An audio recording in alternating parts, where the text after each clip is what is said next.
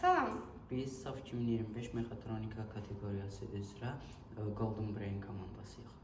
Bu roveri quranda biz flaskar pultu və qəbul edici istifadə etmişik və sistemin operatoru verdiyi konular simsiz şəkildə təkərlərin DC motoruna ötürülür və enerjini söndürmə və yandırmaq üçün biz sadə amma etibarlı düyməsindən istifadə etmişik.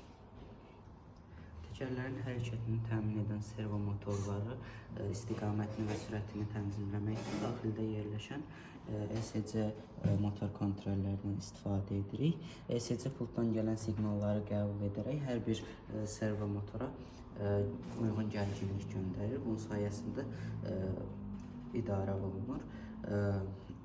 Yönləndirmək üçün yüksək dəqiqlikli servo motordan istifadə etmişik. Bu, təkərlərin bucaq dəyişimini dəqiq şəkildə tənzimləyir.